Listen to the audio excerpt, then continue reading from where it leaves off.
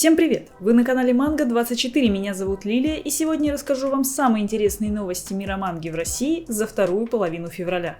Давненько не было новостей от Альтграф, и вот наконец-то издательство напомнило о себе.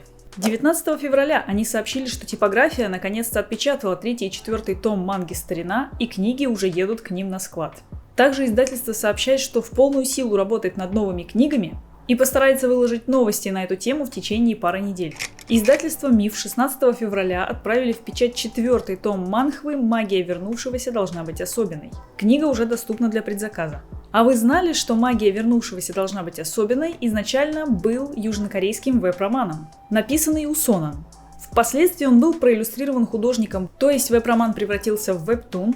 Потом появилась его печатная версия, которую как раз таки и издает сейчас издательство МИФ. А вот совсем недавно по этой истории сделали аниме-адаптацию в Японии. Представляете, какой путь прошел этот веб-роман? Можно сказать, эволюционировал. Как покемон. Аниме-адаптация вышла осенью 2023 года, и уже был даже анонсирован второй сезон этой истории, правда выйдет он скорее всего не ранее, чем осенью 2024 года. Издательство Excel Media сообщает, что история монстров том 12, 13 и 14 наконец-то покинули ряды предзаказов, и значит теперь они доступны к покупке. Как-то долго у Excel Media книги в предзаказе находятся? Или это нормальная практика? Также 27 февраля они объявили о начале выпуска манги «Не дразни меня, Нагатора-сан» и открыли предзаказ на первый том. Книга будет в твердом переплете с суперобложкой, и предварительно выпуск этой книги намечен на май 2024 года. В официальном магазине Excel Media открылся предзаказ на плакаты, комплект плакатов по токийским мстителям. Мстители! В бой! А, нет, это из другого, да, точно. В комплект будут входить 3 постера формата А1, размер 59 на 84 сантиметра. Плакаты будут упакованы в картонный тубус, который тоже будет покрыт полноцветной печатью. Обещают, что качество плакатов будет на высоте. Что-то прям плакатов так захотелось. У фабрики комиксов из печати вышел первый том манги «Гяру не могут быть добры к атаку». Наконец-то книгу можно пощупать.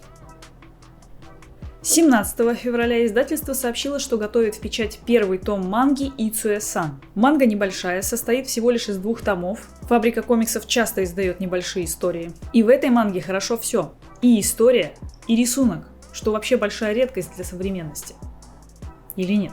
Пронзительная история об одиночестве и о его преодолении. И о том, как важно, чтобы друзья и близкие люди всегда были рядом. А еще у этой манги довольно неожиданная концовка. Также издательство оставило комментарии о перспективах продолжения серий «Торадора» и «Странная жизнь Субару». Прогноз самый благоприятный, процесс лицензирования идет. Кстати, по поводу Торадоры, отвлечемся немного от книг. Издательство Реанимедиа сделает свой собственный дубляж аниме-сериала Торадора. Коллеги из студии Deep, коллеги Реанимедии, конечно же, купили права на этот замечательный сериал. Студии там как-то между собой договорились, и каждая из них сделает свой собственный дубляж на это аниме. То есть у сериала будет аж целых 2 дубляжа. Сначала дубляж выйдет от студии Deep, а потом от студии Реанимедиа. Будет повод пересмотреть сериал целых 2 раза. У издательства Азбука много книг вышло из печати. Кучно пошло. Последняя, 7-я книга Ранобэ «Пустая шкатулка» и «Нулевая Мария», 13-я книга манги «Госпожа Кагуя в любви как на войне», 10-я книга «Магической битвы». Да, это случилось. Правда, теперь коллекционеры «Магической битвы» спрашивают, почему давно не было новостей об 11-й книге. А также 4-я книга манги «Медалистка». В печать же отправилось всего лишь 2 книги. 15 февраля манга «Страна самоцветов», 4-я книга. –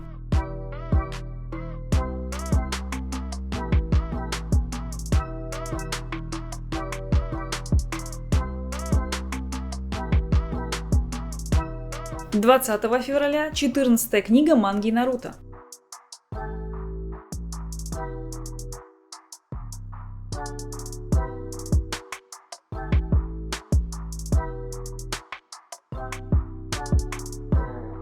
Издательская группа АСТ 28 февраля провела небольшую конференцию, на которой рассказала своим читателям о сложностях и особенностях покупки и издания лицензий. Также ответила на вопросы читателей или зрителей, а также анонсировала несколько лицензий. Среди анонсов, на мой взгляд, было не так много вкусного, как хотелось бы, Не было объявлено ни одной серии манги, к сожалению, все находится в работе, на согласовании, и издательство пока не готово ничего анонсировать. Также было анонсировано большое количество китайских, корейских и японских веб-романов и новелл, но о них мы говорить не будем, там нет картинок, о чем там говорить. Из графического анонсировали вебтун и новеллу, не знаю, как это сочетается в одном произведении, под названием «Однажды я стала принцессой». И артбук художника или художницы Джи Цян Тан, не очень с китайским.